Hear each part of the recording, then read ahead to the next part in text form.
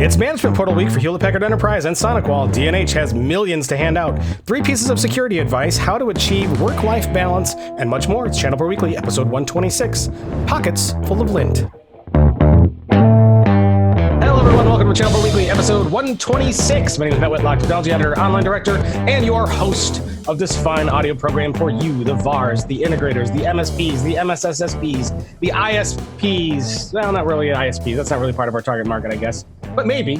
Hey, if you like technology, you like IT, you like knowing the news about Hewlett-Packard Enterprise and Intel and D&H and distributors, you are definitely in the right place. Welcome. Welcome, welcome, welcome.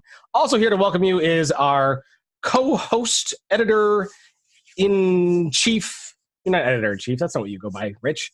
Well, he is my partner in crime on this show, and he's here each and every week. Executive editor, Rich Freeman.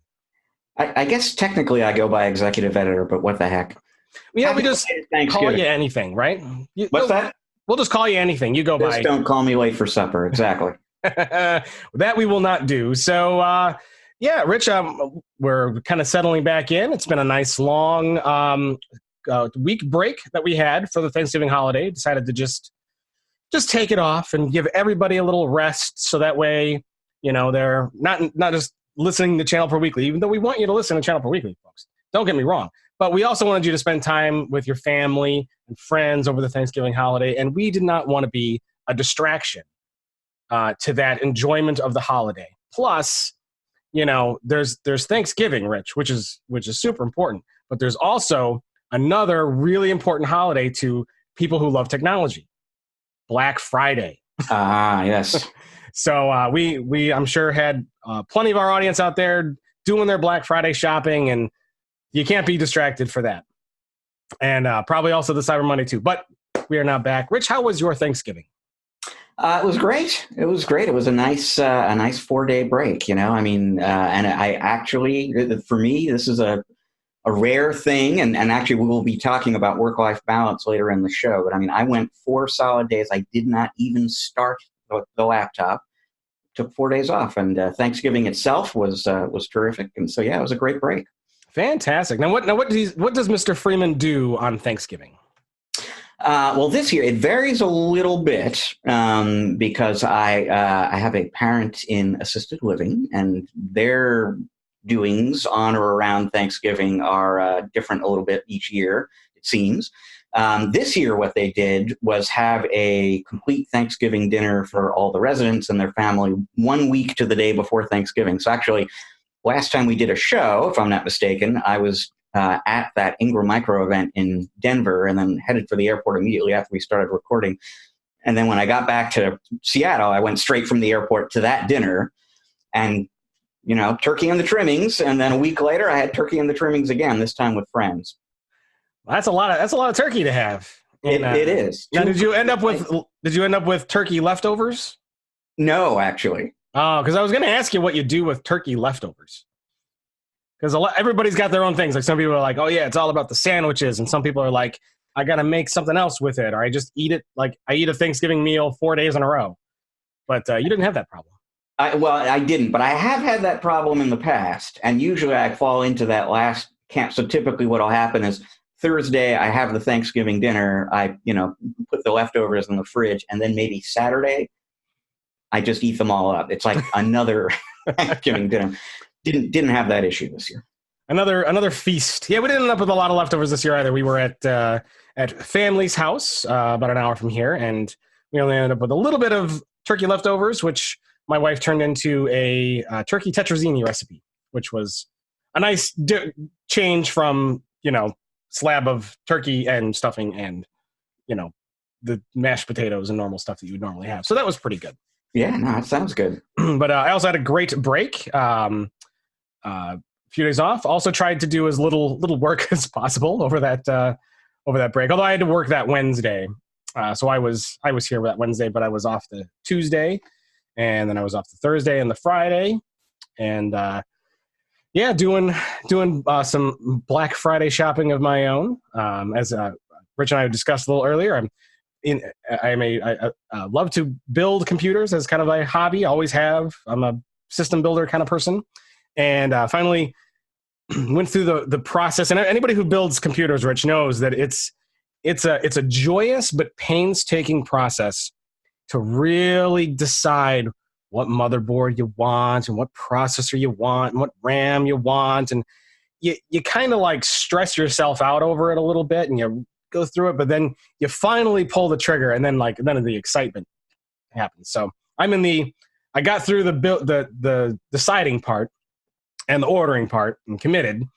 And now I get to put it all together whenever every part arrives, which now might be a while. But I'll keep everybody in the loop on how that's going. Now, have you optimized this configuration in any particular way, given what you do? You know, stuff is so plug and play these days. You kind of the main decisions that you have is you decide the processor you want, the chipset you want to run it on, and that's kind of the graphics card you want to get. Beyond that, you're looking at just individual models of like motherboards, and you're kind of like deciding, okay, am I going to overclock? What features do I want? Because so much is built into the motherboard these days, and that's where I actually spend the most time. It's like, do I need the $279 motherboard that has Wi-Fi 6 when I'm going to plug it into a LAN cable? And those decisions that you kind of have to go through. And then you try to pick the RAM, and you want to look at the QVL list and see if it's on there. And then if it's not on there, but it's a good deal, do I want to risk getting the one that's not on the list? And all that kind of stuff. But processor, chipset, GPU, RAM, and then some decisions in like, the case. The case is the worst, Rich. I spent more time, I think, looking at cases because they're all okay. I like to play games. I like to buy games these days. So that's my hobby, is buying video games for a computer. But I do hope to at some point play some of them. But I'm not a gaming.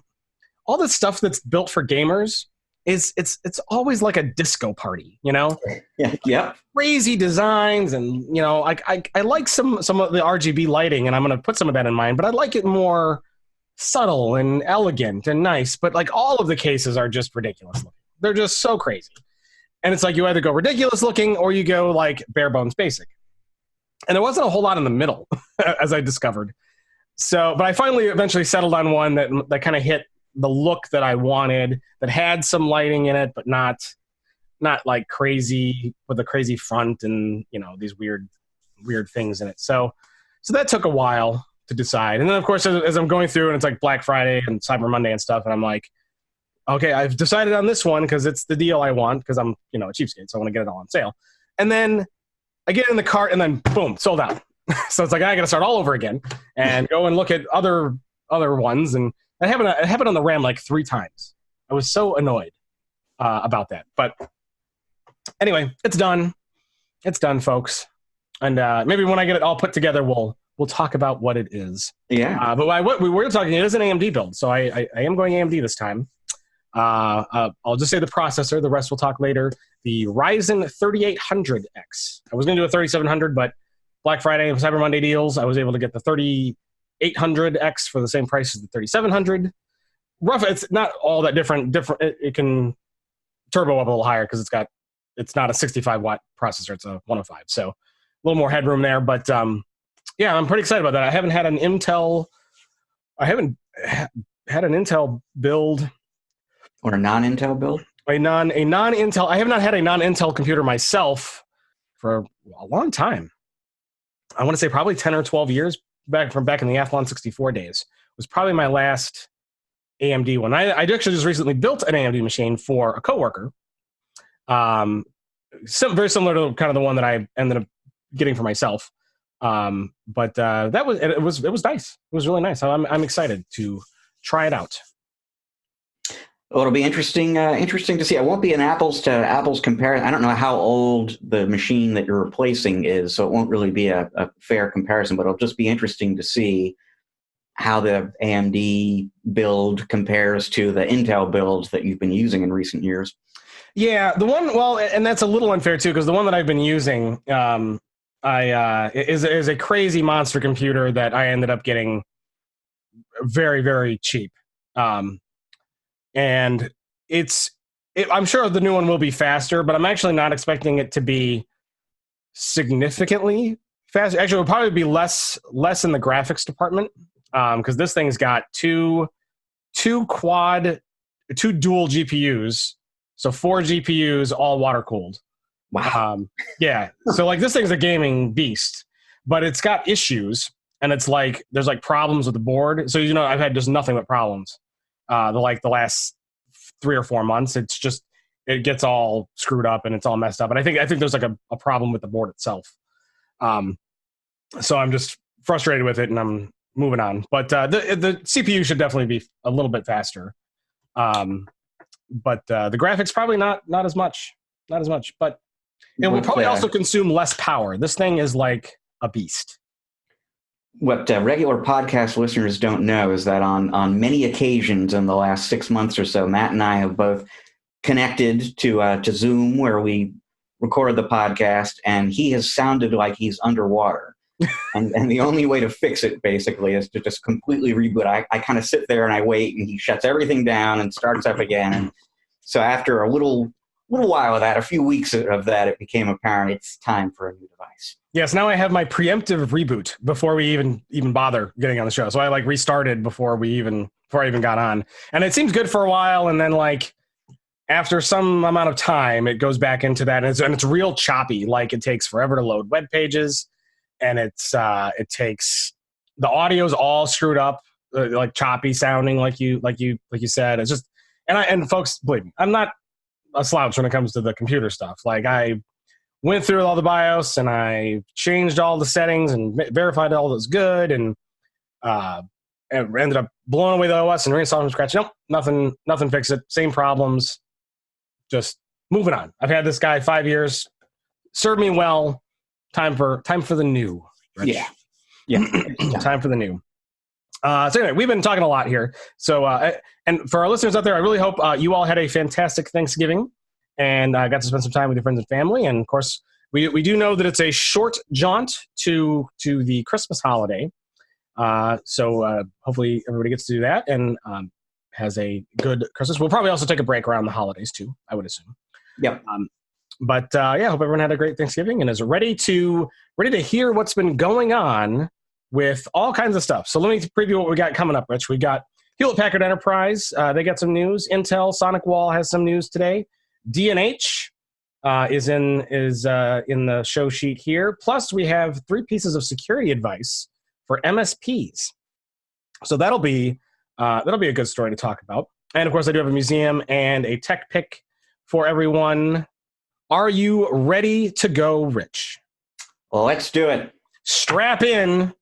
We're going on a crazy ride. HP unveils hybrid IT management portal. Take it away, Mr. Freeman. Well, this concerns their GreenLake platform. We have spoken about GreenLake before here on the podcast. That is essentially a consumption-based procurement option for HPE infrastructure. It allows you to pay for what you use in terms of storage and compute and virtualization and a bunch of other things that HPE does. It's been very popular, by the way, with their customers. They've been offering it through the channel since June of 2018, and they're getting tremendous growth through the channel. So it's actually been quite a success for them. But from either a partner perspective or an end user perspective, in a lot of ways, it's sort of half a step towards the cloud, in that you're getting the cloud economics, the ability to pay for what you use only. But it's still, in a lot of other ways, very much like buying conventional infrastructure. So you're paying for it now as an operational expense, which is terrific. But in terms of negotiating the deal and how you interact with HPE or a partner or somebody like that, it works pretty much the way, or has worked pretty much the way it did in the past. And they got a lot of feedback from partners that what they would really love is to be able to enjoy all the benefits of GreenLake, but also enjoy the experience that they get with an Amazon Web Services or a Microsoft Azure, that complete ease of use, flexibility kind of public cloud experience. And so what HPE did this week is introduce a new portal for GreenLake called GreenLake Central. And in essence, what it does is it does a number of different things we'll talk about here. But first and foremost, it creates that AWS Azure-like experience for procurement and provisioning. So you can go in there, you can identify what it is you need, click, click, click, 4 or 5 clicks tops most of the time, you've got what you need. And then you can monitor and manage those resources. They've got all sorts of capacity planning and utilization reporting in there, so you can kind of keep an eye on what maybe is going to run short soon, what you've paid for but aren't actually using all that much of. So just a lot of new capabilities and tools there to turn using GreenLake into more of a public cloud like experience. But that's not all that they did there, because almost all people who are using GreenLake have that on-premises infrastructure, but they also have at least some workloads up in the public cloud as well. That's what enabled them to compare and contrast the provisioning experience in the first place. And so there are capabilities built into GreenLake Central that actually allow you to do some monitoring and management of your AWS and Azure workloads and infrastructure through that same interface. It's AWS Azure only right now. There are plans to add a Google Cloud Platform in the future at some point. There are some limitations in terms of what you can do there, but there are also some interesting capabilities that they've rolled out right on day one. So just as an example, you can identify public cloud workloads that are subject to regulations like HIPAA or GDPR or something like that. And there is some automated managed compliance functionality in GreenLake Central that will help you just make sure that you're sticking within the regulations. If there's a violation of some kind, it'll flag for you what that violation is and provide some guidance on what you have to do to rectify it. And that, interestingly enough, is something that you can do now with the public cloud through GreenLake Central, cannot do with GreenLake, although that capability will be coming to GreenLake later on. So there are actually some things in GreenLake Central that you can do with the AWS and Azure that you can't even do with GreenLake yet, although they'll be looking to establish parity down the road. I guess the other big thing just to mention, and this is sort of coming down the pike as well, is that ultimately there will be a marketplace of solutions and services from HP itself, from ISVs, and potentially from ChannelPros. And essentially, these will be add-ons that you'll be able to layer on top of GreenLake to add capabilities that aren't natively provided with the platform. And so examples that they provided included data migration, for example. They don't necessarily do data migration themselves. Maybe in-depth application performance management. That might be something that a third party can do or that HPE will develop incrementally. You'll be able to go into this marketplace, take a look at the different systems there, figure out which ones maybe are of interest to you, and add them into your infrastructure and provision and manage them through that same GreenLake Central portal. So, from HPE's standpoint, what they kind of like to say about GreenLake Central is that it digitizes GreenLake. It sort of takes that last half step to a full kind of cloud experience for a complete hybrid IT environment that combines the on-premises GreenLake stuff and the AWS Azure stuff in the public cloud. So if you're using GreenLake now, is there anything you have to do in order to use the new management portal, or is it just immediately available to whoever's you currently using it? So good point. So if you are an existing GreenLake user, you may have access to GreenLake Central now. They're sort of rolling that out on a phased basis to their existing GreenLake clientele. At some point next year, newcomers to GreenLake will have access to GreenLake Central too, but that's not available today. So it's only available to existing users, and a lot of existing users probably don't have access to it yet, but will get it soon. I believe, if I'm remembering right, that they're planning to kind of phase it in through January or February, and then once that's done, they'll start opening it up to net new users as well. Awesome. All right. I don't know if I have any questions about that. Do you have any questions for yourself? No. I mean, it seems pretty straightforward. I don't know what else to say about it. Yeah, I guess part of what's interesting here, it's not new information. We've talked about it a ton on the podcast in recent years, but it's just a further reflection of the increasing demand in the marketplace for that as a service experience with IT. And we've talked recently on the show about Dell introducing its own big comprehensive technology as a service offering. All the big distributors have something like that. So, and all of it, every time we report on something like that at ChannelPro, whoever it is rolling it out says this is based on demand from partners and demand from end users. This is what they want.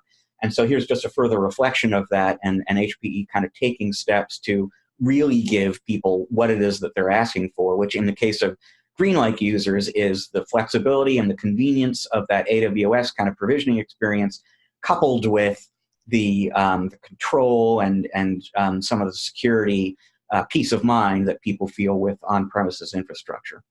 And is everything in GreenLake consumption based in terms of pricing?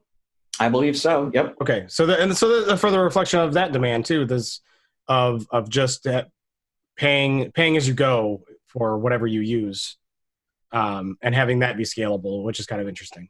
Yeah, exactly. Yeah. All right, cool.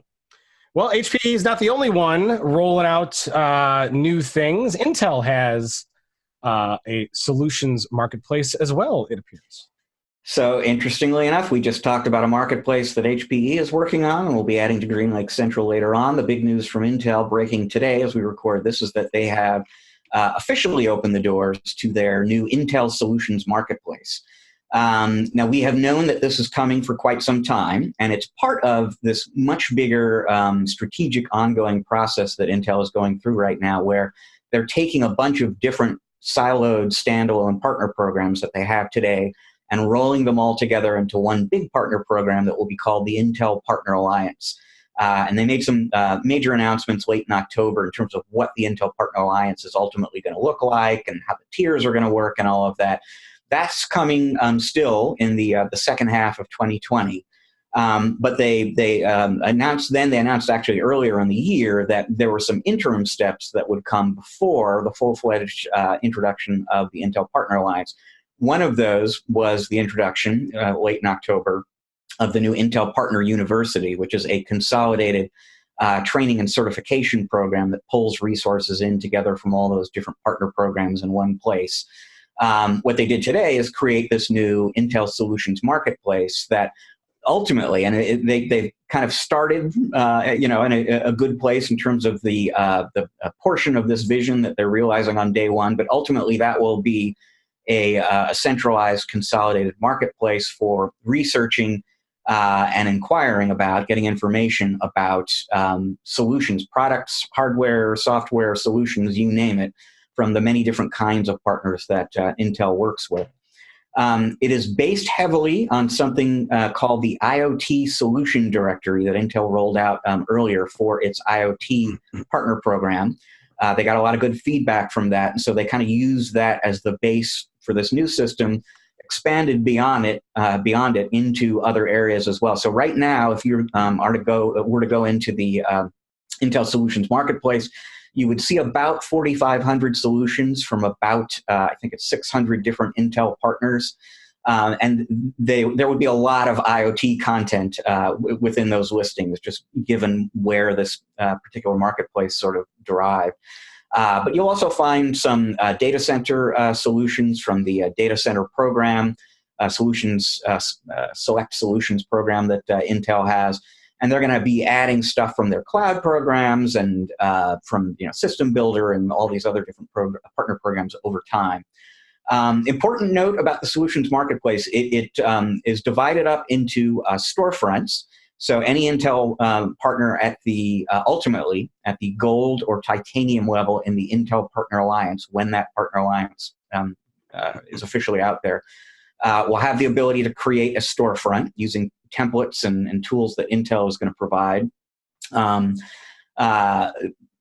partners, the sort of lowest member of the partner program is called their member program. They'll certainly be entitled to use the platform. They won't actually have their own storefront.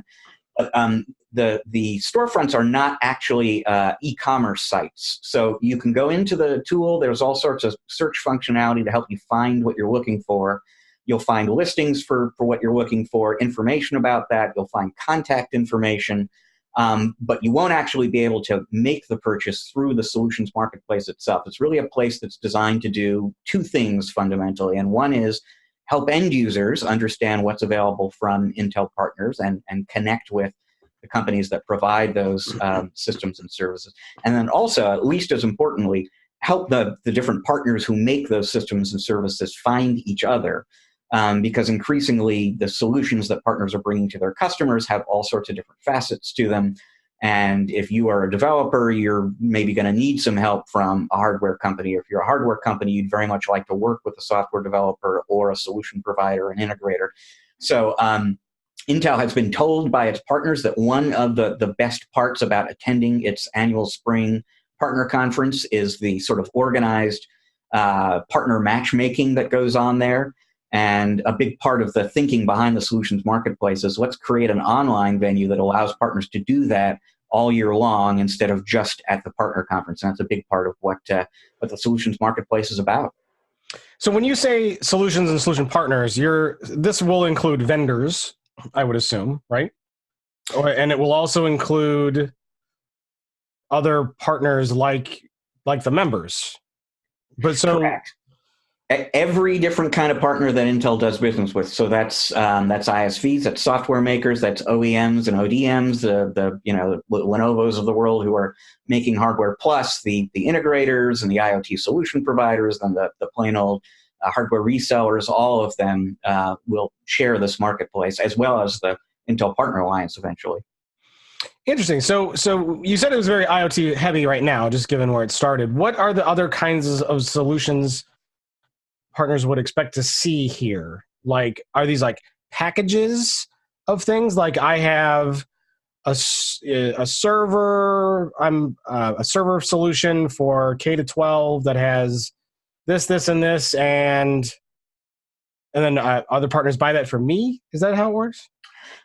You could expect to find that kind of thing ultimately in the solution marketplace. I mean, a lot of what's there is products and components of various kinds, but to the extent that a solution provider, for example, is at the gold or titanium level, is going to have access to this marketplace and the ability to create a storefront, what they're going to list is likely to be a solution which will have different components in it, and that partner we're talking about will actually be able to use the solutions marketplace to find the different components that they're bundling together into a solution that they also offer to end users. And then are you buying it from that partner, or are you just using this to look at the solution that has been created by a partner and then go off and make it yourself? Well, no, I mean, I imagine in almost all cases you will be buying it. You just won't be buying it via Intel on their solutions marketplace. So it may be, and this will vary by the system or the solution and the partner and so on. Maybe you go to distribution to order it, or it may be that you go to whoever it is who listed the solution in the marketplace. There will be contact information for anything that's listed in the marketplace, which is something, by the way, that hasn't always been true in these kinds of directories Intel has had through the years, but it's something that they made a real point of emphasis here is there will be a very clear and easy way to follow up if you see something that's of interest to you. And if you're ready to buy, you'll do the actual buying either from the provider of that system or solution or through a distributor. Yeah, I totally see the point and the upside for an ODM, an OEM, somebody who, for example, makes a sensor, and that sensor is and that sensor plus this sensor that they make in the sensor is a solution for something, right? And you put it out there in the marketplace, and people buy it from you. I get that. That's my disconnect. Maybe I'm just thinking about it the wrong way. Is what's the upside for a integrator who has put together a solution to monitor moisture levels in farms, in plants or something. I don't know, something like that, right? So I had a customer, I put this system together. It works. It's wonderful. Why would I bother posting it to a store for other people to use if I don't make any money from it? Well, of course you would be making money from it, right? you're promoting this solution that you created through the marketplace. You can't actually, Intel isn't taking money from the customer and passing it on to the partner. But if I, as an end user, find that solution that you created, and I think this is exactly what I need, I will go to you and I will buy it from you, and you will make money on it. Okay, wait, we haven't used the term end user yet. So this marketplace is for end users looking for solutions, or is it for partners looking for other partner solutions? Both. So it's a place where end users can go and find stuff that's available to them and figure out who they need to contact to buy it. It's also a place for Intel's many different kinds of partners to look up what's out there and make connections, forge alliances with other Intel partners who have complementary offerings. I gotcha. Okay. All right. I think I'm. And then the other part of the answer to your question there, because this is actually an important piece of this that I didn't talk about before, is just that Intel is going to be, and in fact, I believe they've already begun doing all sorts of demand generation activities via everything from social media to SEO and you name it. So, if you are a solution provider who have created a solution, you can go out there, obviously, and on your own completely market that to potential buyers. The advantage to putting it on the solutions marketplace as well is that you're kind of tapping into some of Intel's significantly greater marketing spend. They're going to be looking to push people to that marketplace, when they're in the market for something or another. So, you're basically getting your products out in front of potentially a much larger audience than you can afford to do yourself. Yeah, interesting. Well, it'll be interesting to see how it builds out with other solutions and what kind of things we end up seeing in there and who ends up using it down the road. So I assume we're going to keep our eyes on this and watch where it goes in the future. Yeah, absolutely. And I agree with what you just said. And I think we'll begin to get a better picture of that after the Intel Partner Alliance is fully up and running. And, 3-6 months after that, it'll be interesting to kind of revisit the solutions marketplace and just see how the catalog has changed. Yeah. All right, cool. We'll come back to that down the road. Maybe even see if we can get one of them Intel Alliance partners using it to come on and talk about it, because that would be, they would have probably a better insight into that than we would and what the upside is for them. But we are going to roll right along here. And Rich, my goodness, this is Management Portal Week here on ChannelPro Weekly. SonicWall has a management portal and a new pricing model. Tell us about that. Yeah. So and this really is more in the realm of management as opposed to marketplace, but we did start out talking about a management portal, didn't we? So here's another one. It's from SonicWall, and it is specifically targeted to MSSPs, Managed Security Service Providers.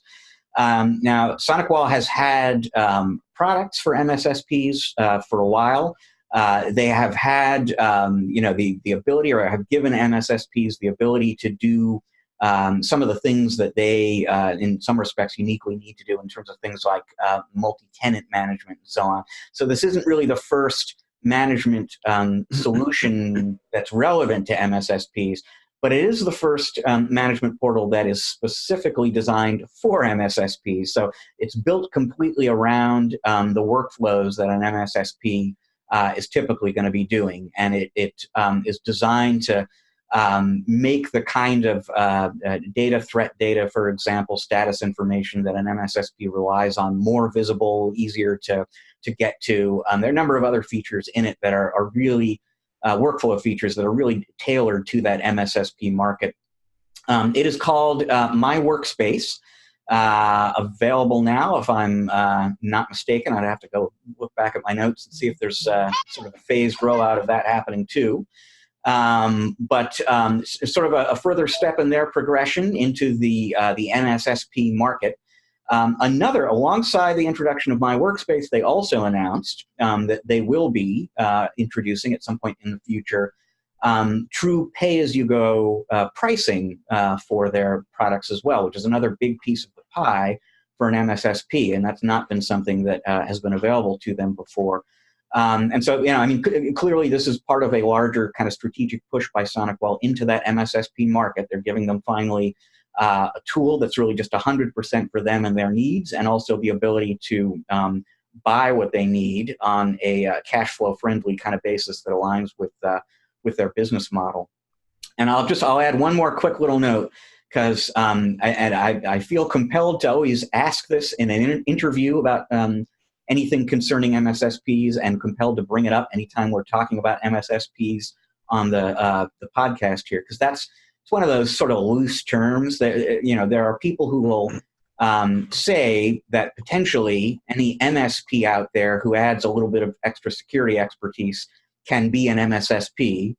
There's another school of thought that says an MSSP is defined by having an internal security operations center and probably some analysts and some really deep expertise in-house that can be very expensive to put together. So the MSSP universe is a much smaller number of bigger companies that have made these investments. And if you're an MSP that wants to get into managed security, the easiest way to do that is to partner with an MSSP.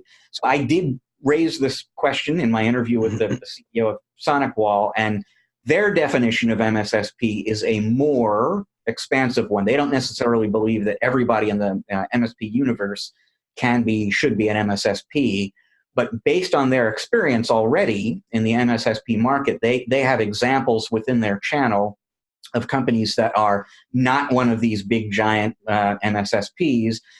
They might have more of a regional kind of focus, but they do really provide expert managed security services on an MSP kind of basis themselves. So they believe there is a bigger addressable market here for their products and my workspace and the pay-as-you-go pricing, the whole deal, than just that maybe small select group of really deep MSSPs. Yeah, I agree. I don't think you need to have your own security operations center in order to be an MSSP, because you can get that as a service to you, right? So there are vendors that offer that. So you could outsource some of that, but still have the expertise to provide good security solutions. My opinion. Is that kind of where SonicWall is falling? Yeah, absolutely. And that is, but not where everybody fly. And it kind of gets into semantics in some, who do you attach that label to? But I definitely run into the more constrained and the wider definitions of MSSP, and it's worth noting in a story like this in terms of, well, who is this product for? And this product is not just for a few hundred really big managed security kinds of companies. From a SonicWall perspective, there are a lot more partners who potentially will benefit from it. So what you're saying is you can get a good Dijon mustard that doesn't come from the Dijon region of France. Am I saying that? I believe that's true. But is it still a Dijon mustard? Right. Yeah. That's right. Yeah. No. Or I guess the other French example would be: is it champagne or sparkling wine? Right. Right. Yeah. Another good example. Yeah. Yeah. Yeah. If it's is it deep dish pizza if it doesn't come from Chicago? All of these questions, Rich, that keep us up at night. Yeah. Yeah. No, I agree. So it's a good management portal specifically for MSSPs, however you want to define that. Custom tailored to them. What makes it different than the management portal they would provide an MSP versus an MSSP? A lot of it, again, comes down to the workflows that is designed to support out of the box. The data that out of the box it will be surfacing. The needs of an MSSP are different from the needs of a corporate IT department, for example. And so up until now, MSSPs who partner with SonicWall have been using tools that are really just designed for the SonicWall channel at large. And I don't know that that's necessarily been a painful experience, but they have had to kind of adapt their needs to a tool that wasn't really designed from the ground up around their needs. And so that's really the difference. Is they went out to the market and they talked to the MSSPs and they built a product that starts from the foundation of these existing systems, but really sort of optimizes it for a particular use case. And you said that you can buy stuff, so it is a marketplace as well?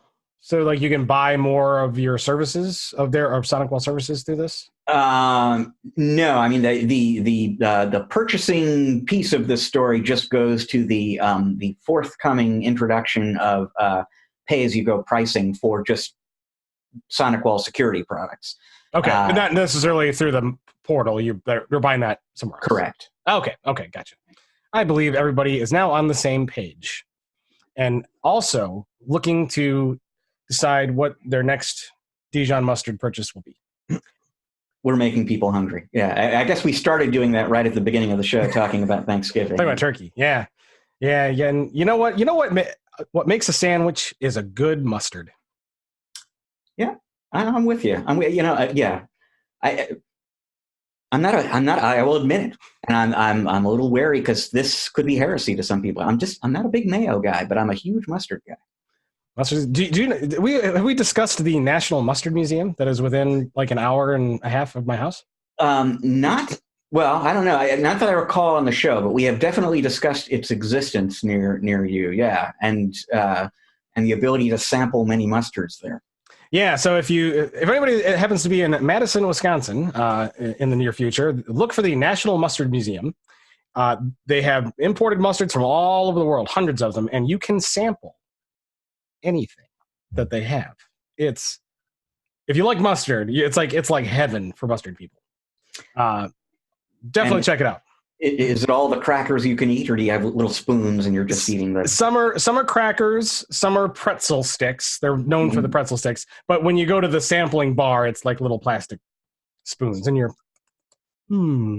it's got a good sense of Dijonish mustard, and then but they got all different kinds. It's not just Dijon; they got yellow mustards, and beer mustards, and brat mustards, and stadium mustards, and sweet mustards, and spicy mustards, and you name it, they got it.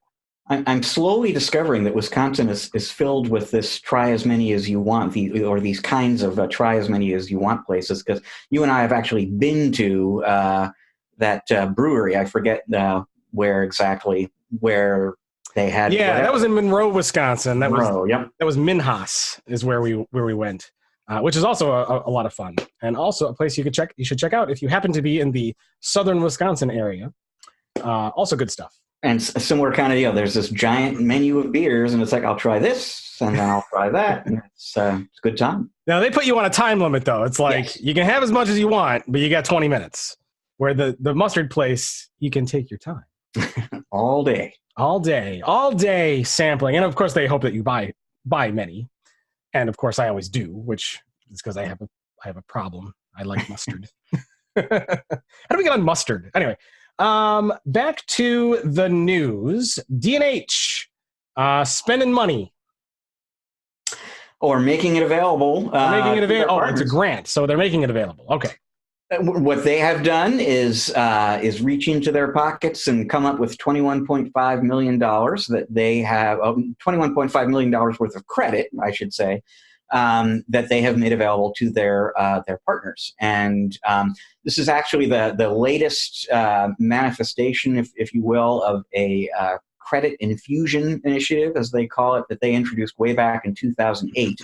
At that point, countries entering into a recession, and D&H put extra credit out there for its channel to take advantage of to help its partners get through that crunch, that difficult time. We've obviously and thankfully left the Great Recession well behind us, but they have been continuing to do these credit infusions on a regular basis at D&H pretty much ever since. And this particular wave here is designed basically to help high potential partners really take advantage of that high potential, if you will. And the credit went to partners who were hand-picked, hand-selected by D&H. This is not something that just anyone can go and grab a share of. If you received a piece of the $21.5 million, you know it by now because they approached you and told you about it.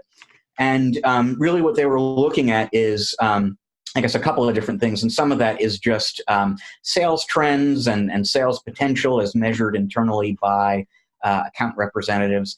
And also the degree of focus on strategic markets that D&H is itself focusing on right now, like Pro AV and cloud computing and esports. If you have a demonstrated record of being serious about those markets too, and those are markets that D&H is really trying to pursue in a big way now, that very well probably got you a hunk of that credit too. So they're not just giving away free money; they're hoping to make money in the end. You're saying it turns out they put some careful thought into what they did with this money. Yes. Gosh, they reach in their pockets and they find $21.5 million. You know what I reach? You know what I discover when I reach in my pockets? You know what I pull out? Lint. Lint and old receipts.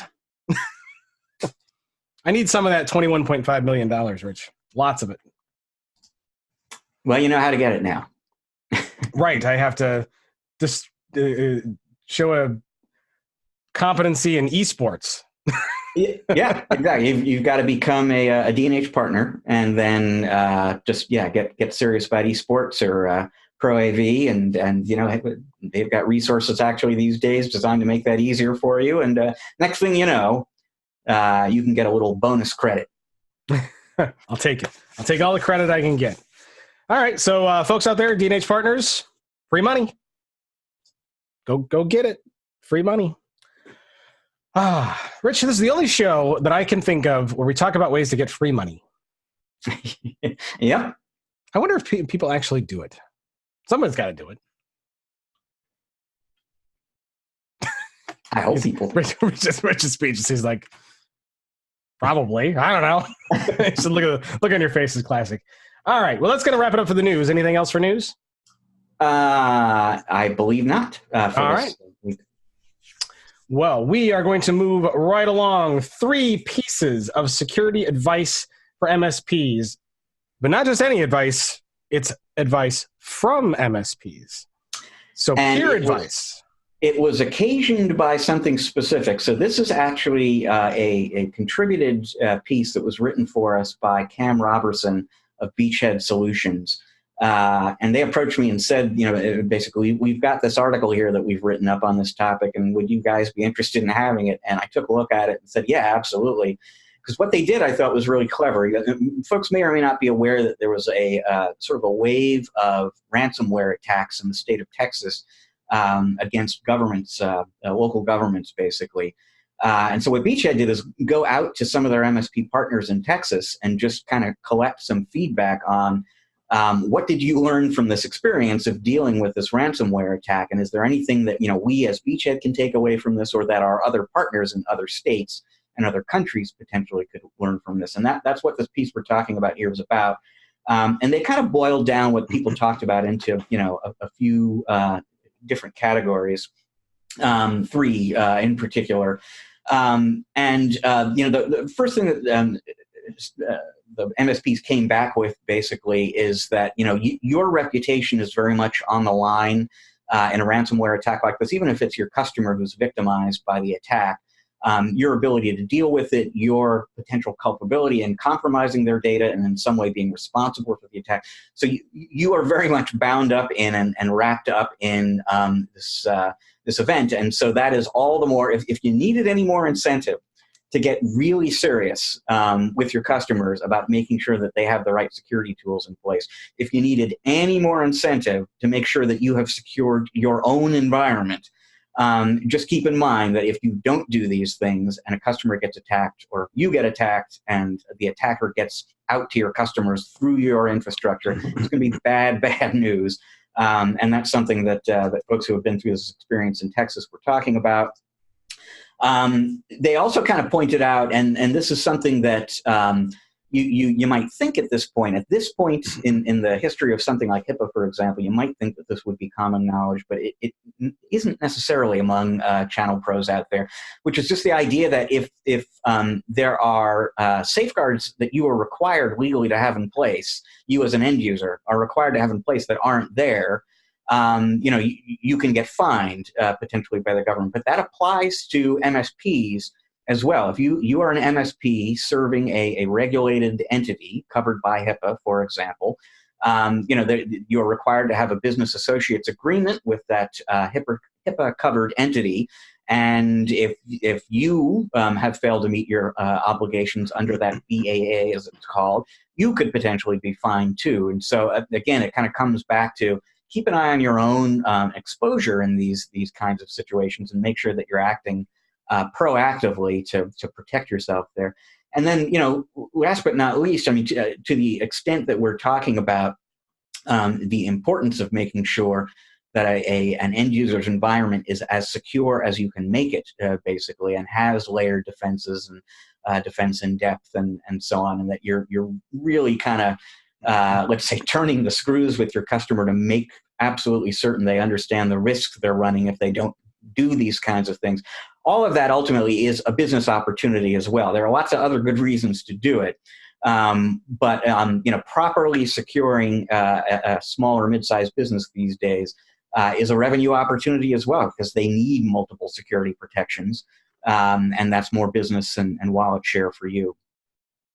Yeah, it sounds like a thing to always eat your own dog food, right? Is kind of the best piece of advice. And if you are making it a point in your own business to do all of these things right, it's really easy to do those things right for your customers as well. But yeah, so there's actually lots of great information in here and lots of good reasoning. I think number two, you're correct, is going to be the one that will surprise people the most. That anytime you work with companies who are under a lot of those regulatory laws, you are also therefore under those regulatory laws. Right. Yeah. The regulations that you're helping your customers comply with in many cases apply to you as well in some respects. So you have to kind of keep an eye on your own regulatory compliance. Yeah, crazy. Well, good stuff. We will put a link to this article. There's a lot in here to cover, a lot of good info, but it would take too long to go through it here on the show. So this article and all of the news that we talked about, we will put links in the show notes page. So go to channelpronetwork.com, find the show notes page for episode 126. And in there, you can read along these different news articles and these other articles as we talk about them, so that we can kind of get more of the in-depth information that we're talking about. Because here we're just kind of scratching the surface, and we'll leave all the details online. If you're watching like on YouTube, open up the description area, and in there we also do the same thing. We put all of the links in that area so you can read that as you watch and listen to us here. So, Rich, the next article that we're going to talk about is one that, I mean, this is philosophical. This is something that everybody's been talking about forever, basically, and that is how to achieve a work-life balance. Now, what is this a take that's specific to IT providers, or how did this one come about? Well, I'll tell you how this came about. So, I mean, the short answer to that question is no, really. I mean, in terms of the advice and the thought behind this article, it really applies to almost anybody these days working in the IT industry, or working at a media publication that covers the IT industry. I think everybody across verticals these days struggles with the work-life balance issue. But in terms of what really inspired this particular article, it was Datto's latest State of the MSP report. They do this every year. And I was kind of, thumbing my way through that and looking at the data. And if you haven't looked at it, folks, go look it up. It's actually very interesting. But one slide or one page in that report that really jumped out at me is when they were asking MSPs to list their biggest pain point. And you think about the many things that could come up there, hiring, for example, pricing, bundling. There are all sorts of challenges with respect to being an MSP. But the number one item on the list, and if I remember right, it was by a reasonably wide margin, was this whole work-life balance issue. And so I thought we need to kind of, revisit that. We've written about it in the past, but if it's this big a problem for our readers, we really need to come back to that topic again. And, the bad news here, folks, is that we don't have easy answers for you in terms of how to achieve work-life balance. There is, I think, a really great story that a lot of the article is built around that in some ways is the only answer to this problem.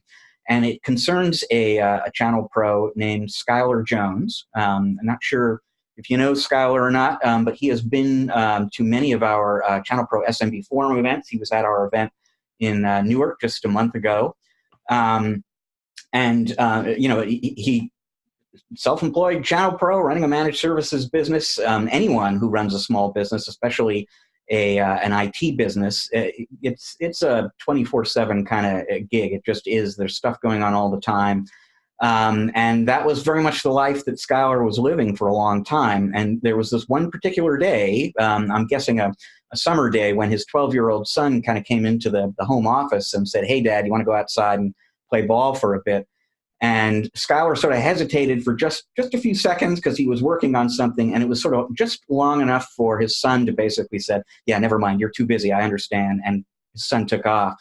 And that turned out to be sort of the wake-up call that Skylar needed to think, I'm doing what I'm doing for the business for good reason, and it's rewarding work, and I want to keep doing it, but I've got to get my priorities a little bit better aligned on this.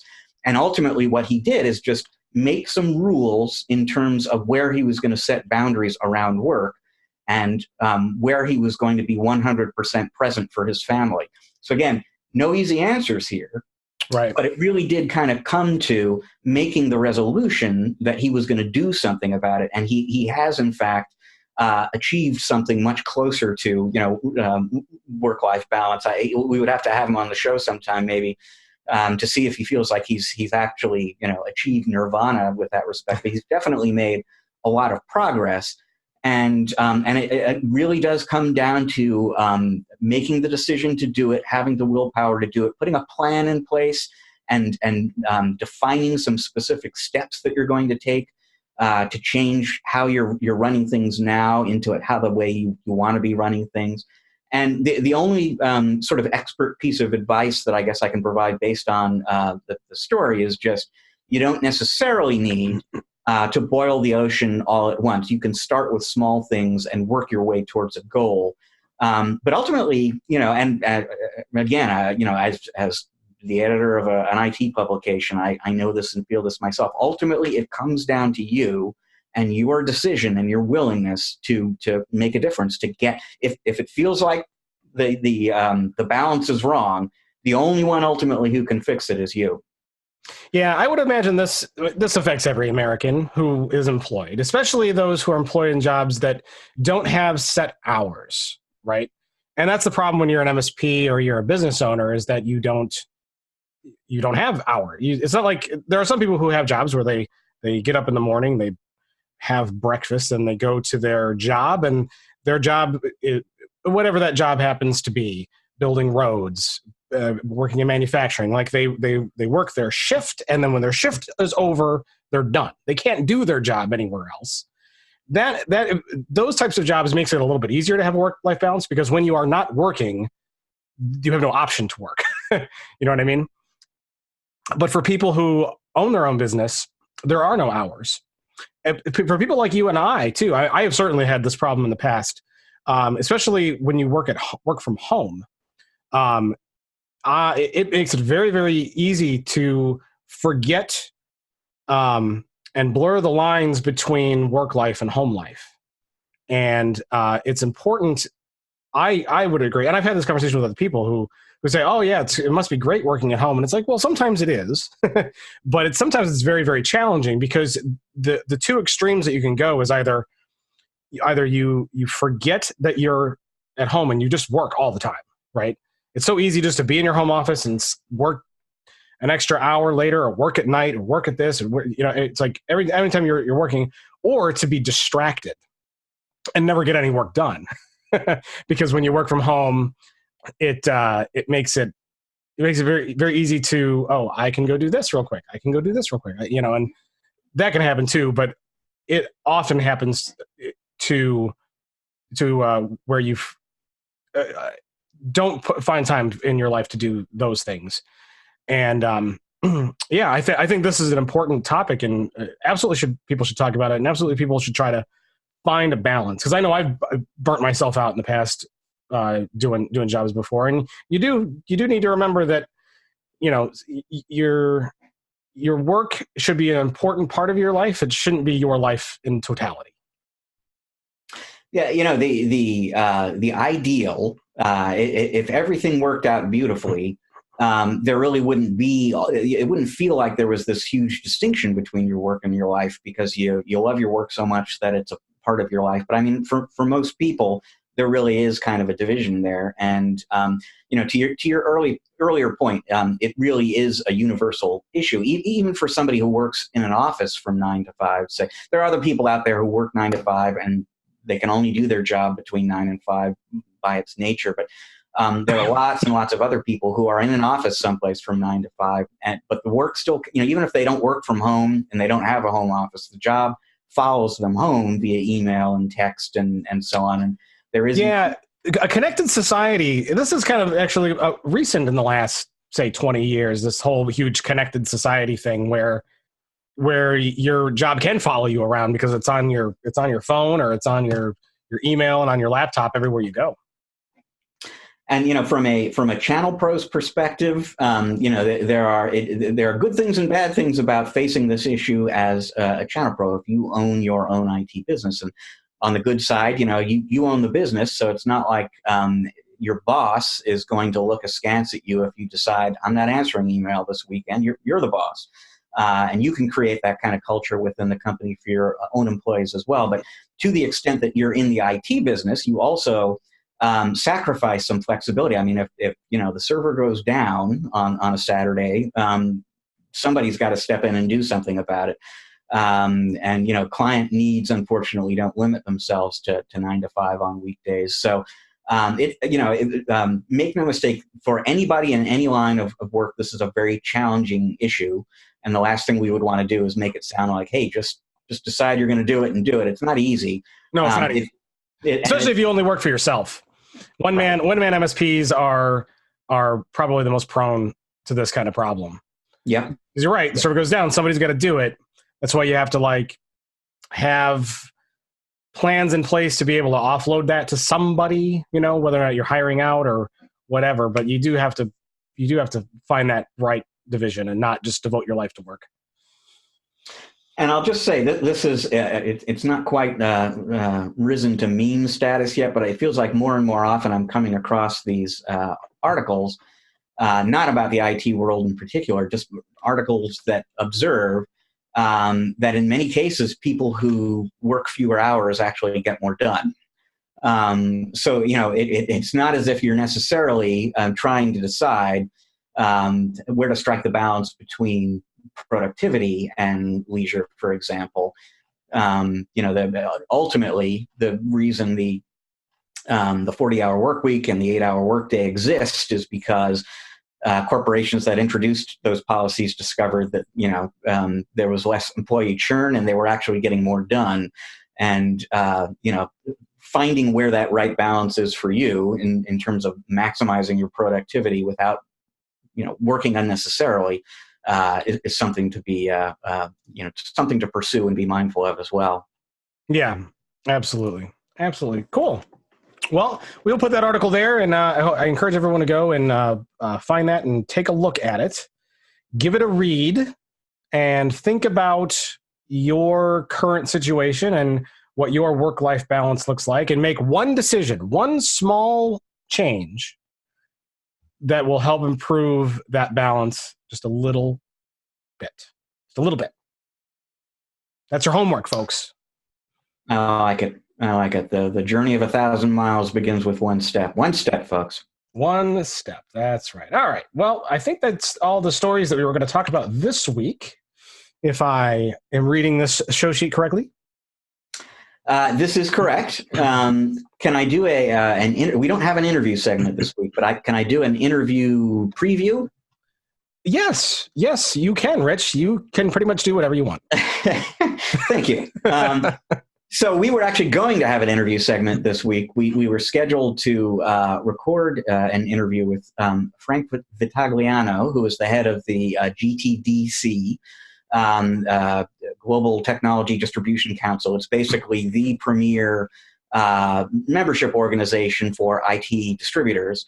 And GTDC just recently came out with a big, very interesting research study, and Frank was going to come on and talk about that with us. the timing I thought was, just perfect because we have tech data being acquired, and it looks like there's kind of money coming into the distribution world, and it's a timely moment in which to be thinking about where distribution is today and where it's going. Unfortunately, Frank woke up Tuesday morning when we were going to record the interview with cold, and it was affecting his voice. And so we wish him well and a speedy recovery. He has agreed to come on or record that interview with us next week. And so I believe on the next episode of the podcast, we should have that for you. Yeah, awesome. Definitely looking forward to that. And that'll be good. That'll be a good interview. So look forward to that, folks. Absolutely. All right. Well, we're gonna roll into our end of the show kind of regular features here. So as we all know, I like to do a museum pick. So I have a massive quantity of old electronic things, computer related, CE related. But if it plugged in, takes batteries, has buttons or a screen, I've probably never thrown it away. Rich can attest for this. He's seen it in person. In fact, he's going to see it in person again here real soon. Mm-hmm. So I recently took something out of service because I was having issues, and I think it was kind of on its way out the door. But today I'm going to talk about a small home office network switch. Now, Rich, I love network switches. You know that I have this weird thing that I think network switches are like black magic voodoo devices that just are amazing with what they do. So I'm always enamored by these things. So my museum pick that I'm going to talk about is this one right here, and I'm holding it up for those who are just listening. This is a small 5-port desktop home office switch, the D-Link DGS 2205. My model happens to be a refurbished model that I got because the first one I got was defective, and then they sent me a refurbished one, which was not very nice of them. However, the refurbished one has lasted a long time. I've had this many, many years, and it is a small gigabit switch. I've probably had it 10, 11 years, give or take, somewhere in there. And it's done the job fine. So, Rich, you got any? You probably are all wireless in your place, right? Yes, I am, correct. Yeah, I am all about wired networking. Wireless is a lot better than it used to be. Don't get me wrong, but there's nothing like the solid connectivity of a copper Ethernet cable. But the one thing about wired networking, I've complained about this on the show before, is that like we hit gigabit Ethernet. It was like this awesome road, 10 megabit to 100 megabit, and then we hit gigabit Ethernet, and then it's like it's stopped. No more faster Ethernet for anybody. Gigabit is the end game. It's so fast that you'll never need anything faster ever again. In the United States. In the United States. They've got it faster overseas, and which has sort of always been the true. We were playing catch up on gigabit, and I don't even know what the maximum numbers look like in whatever Scandinavia or Japan right now, but I think they're higher than what we average. Well, for ISP internet, but I'm thinking more or less network infrastructure. Okay. Right? Like so, and it's basically been gigabit. Now in the data center, they have like 10 gig fiber and stuff that they were using for server interconnects. But really in the office networking world, gigabit LAN was kind of where it stopped for a long, long time. And we're finally starting to see 2.5 and 5 gigabit Ethernet is coming into networking products. In fact, I was one of the motherboards that I was looking at for my new computer had a Realtek 2.5 gigabit Ethernet jack on it. But all of my network infrastructure here right now is still gigabit, so I didn't really bother. But anyway, that was kind of where it stopped. So when I do a comparison of like that was then, this is now, and I pick a new network switch, it's amazing how pretty much the same it is, how it's practically the exact same thing. In fact, I am willing to bet that if I went and looked this up on the D-Link website, they probably still make this exact switch or one that is practically identical to it with no real improvement, because it's like there was just no movement in gigabit or in office network for a long time. So, but that does lead me to my tech pick, not my museum pick, because this is my museum pick. My tech pick is basically another replacement, a 5-port gigabit desktop switch, home office switch. So I chose the Netgear GS305. I was for our viewing audience, I was trying to look to see if I could find a decent picture of one. And I found one. I found the model on their website, but it was like a really, really teeny tiny photograph. Let's see if well, this is not the greatest picture in the world, but it should do the job. So, Rich, I will show this here. So our folks watching, you're seeing here, and it's basically well, it's a 5-port network switch. Not dramatically exciting. Not much different than what we have. It's small. It's certainly smaller than the one it's replacing. It's a more compact box. This one's metal. The one I had was plastic. But awesomeness in an unmanaged switch for the low price of $15. It's interesting. This was not anything we discussed or planned in advance, but it's December 4th as we record this. Do you know what came out from Netgear yesterday? No, I've been busy dealing with a fire, so yes. I have not looked at any headlines. What just came out? Yesterday, Netgear introduced the GS324P, a 24-port version, I assume, of that same basic platform that you're on. I'm just looking at the press release right now to see if there was a price on that. Available worldwide, manufacturer's advertised price of $329.99 or $249.99. Oh, wait. So there are two different versions of it, but the cheaper version is about $250 and the more expensive one about $330. It's probably very similar because they make the GS305, which is what I got. Yeah. They also make a GS305P, which is the powered version of it if you need power over Ethernet. And it was a little bit more money. But I'm not hooking up surveillance cameras or anything to it. I'm just using it as a desktop switch. So now this will matter, or you'll be able to comment on it much better than I can. But one of the things that they sort of called out about this product is that it is indeed power over Ethernet with up to a 380 watt power budget. So if you are hooking up a surveillance camera that can be powered over Ethernet, and it will give you a power rating of how much juice it takes. So if it for example, takes 24 watts, you can figure out how many devices you can stick on a switch. So that's a pretty good power budget for a 24-port switch. And they do, as I'm looking at this press release here, they do kind of call out the IP security camera, proximity sensor, door lock, IoT device kind of opportunity for a product like this. Yeah, definitely. You'll see the powered ones in offices and stuff, especially if you're doing devices like that are powered.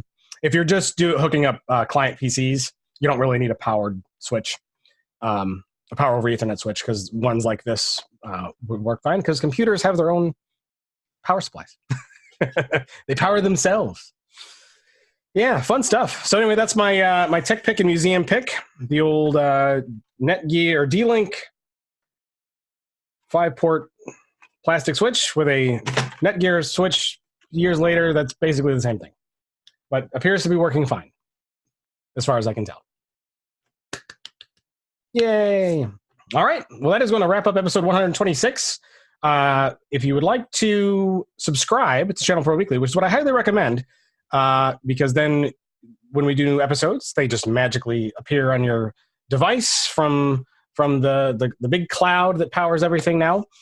You can subscribe on iTunes, Google Play. We're on Stitcher. We're pretty much everywhere podcasts are aggregated. So definitely make sure that you subscribe. If you have a favorite podcast app for your phone or tablet, and you need just an RSS link, you can find that on any of our show sheet pages on the channelpronetwork.com website.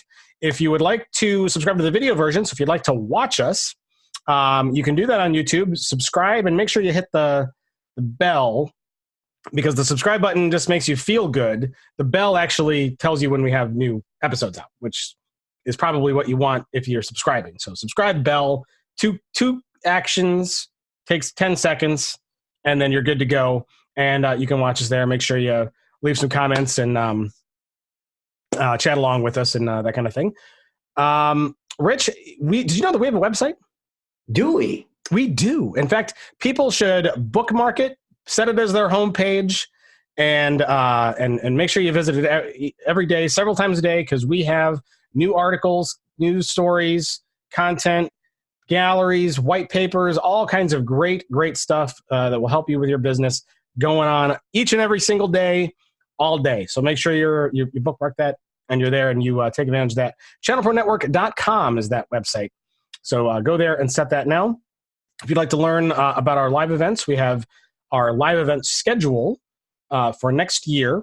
We also do online events. In fact, there's one going on like right now. So if you are not in an area where you can get to one of our live shows, we have various online summits. We're going to do 4 next year. So you can check those out. We also have our live shows. Rich, where are we going to be in 2020? Oh, boy, you're going to put me on the spot here. We're going to be in Dallas, Boston, Southern California, City of Industry in the Los Angeles area, Raleigh, North Carolina for the first time, which is actually where the ChannelPro mothership is located, and Washington, D.C., right outside Dulles Airport. Washington, D.C., that was the one I couldn't think of. That's why I put you on the spot to think of it. Yeah, so that's where we're going to be. Events.channelpronetwork.com is the website. You can learn more about that, or if you're on the main channelpronetwork.com website, just hit the events link up in the upper right corner, and it'll take you there. And you can go ahead and register, reserve your seat today. It's open. So reserve your spot. It's $99 to reserve. You don't pay that. Once you check in, we will refund that to you, but it's just to hold your seat and get all your materials and get a sense for meals and all that kind of stuff.